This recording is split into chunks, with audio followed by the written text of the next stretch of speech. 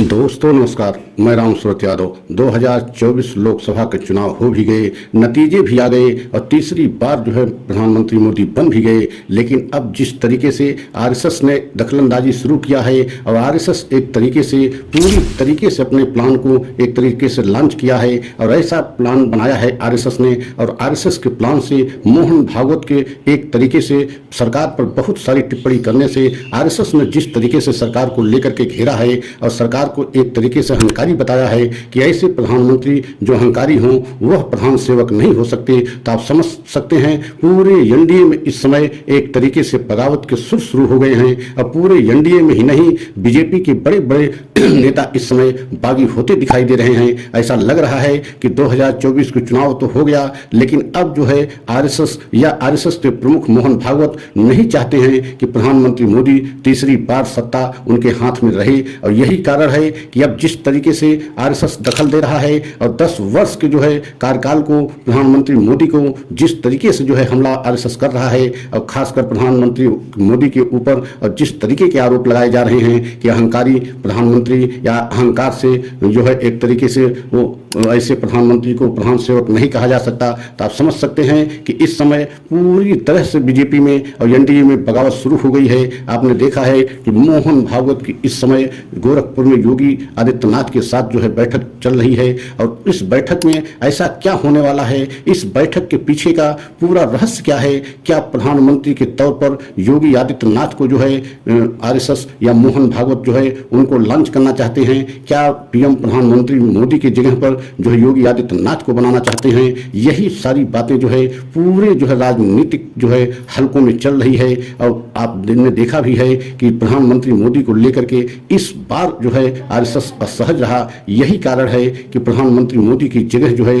कहीं योगी आदित्यनाथ को जो है प्रधानमंत्री बनाने के पक्ष में तो अंदर ही अंदर कोई खेला जो है आरएसएस शुरू कर दिया है। और आपने देखा भी है कि वो चाहे जो हों बड़े बड़े जो है आरएसएस के पदाधिकारी इस समय बीजेपी की जो है नीति को लेकर के, बीजेपी के 10 वर्ष के शासन को लेकर के बहुत सारे सवाल खड़े कर रहे हैं। और यही कारण है कि विपक्ष को भी हमला करने का मौका मिल गया है। अब विपक्ष के ही नहीं एनडीए के सभी घटक दलों को भी अब लगने लगा है कि आरएसएस नहीं चाहता कि प्रधानमंत्री मोदी तीसरा कार्यकाल जो है पूरा करें या तीसरी बार जो है मुख्य प्रधानमंत्री बन गए हैं तो बने रहें, क्योंकि आरएसएस की मंशा ऐसा नहीं है। और यही कारण है कि आरएसएस की मंशा को भांपते हुए एनडीए के घटक दलों ने भी और बीजेपी के बड़े बड़े लीडर जो है एक तरीके से बागी होने की स्थिति में आ गए हैं। हर जगह आप देख रहे हैं, चाहे महाराष्ट्र हो चाहे उत्तर प्रदेश हो, जहां जहां भी बीजेपी की सरकारें हैं वहां के बड़े बड़े लीडर अपने ही बड़े बड़े लीडरों पर आरोप लगाना शुरू कर दिए हैं कि भीतर घात से और एक तरीके से विश्वासघात जो है बड़े बड़े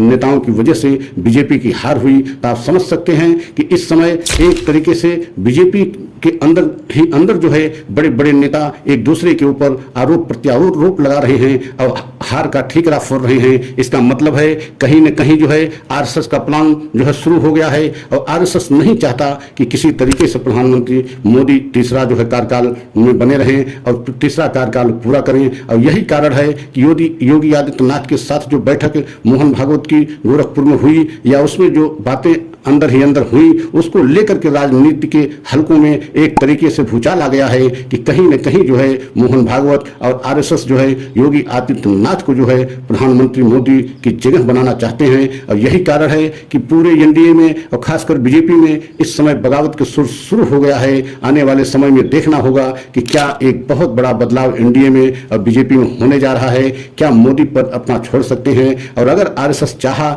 आरएसएस की मंशा नहीं है प्रधानमंत्री मोदी के पक्ष में और आरएसएस अगर ये पूरी तरीके से मन बना लिया कि मोदी की जगह योगी आदित्यनाथ प्रधानमंत्री बने तो ऐसा मुमकिन भी हो सकता है। क्योंकि आपको हम कई बार इस बात को बताया है कि आरएसएस से जन्म बीजेपी को हुआ है, बीजेपी से जन्म आरएसएस का नहीं हुआ है। इसका मतलब है कि अगर आरएसएस ने पूरी तरीके से जो है अपना प्लान शुरू कर दिया है तो कुछ न कुछ इसका परिणाम आना तय है। और आने वाले समय में देखना होगा कि क्या ऐसा कोई बहुत बड़ा बदलाव हो सकता है कि प्रधानमंत्री मोदी की जगह योगी आदित्यनाथ जो है देश के प्रधानमंत्री बने, क्योंकि जिस तरीके से योगी आदित्यनाथ के साथ मोहन भागवत की बैठक हुई और उस बैठक के पीछे का रहस्य और राज क्या है ये सिर्फ योगी आदित्यनाथ जानते हैं और जो है मोहन भागवत जानते हैं। लेकिन आरएसएस की तरफ से आरएसएस के बड़े बड़े जो है एक तरीके से पदाधिकारी जिस तरीके से इस समय जो है प्रधानमंत्री मोदी की सरकार पर हमला कर रहे हैं या एक तरीके से बड़े आरोप लगा रहे हैं, वो चाहे मणिपुर की घटना को लेकर के हो या 10 वर्ष के शासनकाल को लेकर के हो, उसको देखते हुए तो ऐसा लग रहा है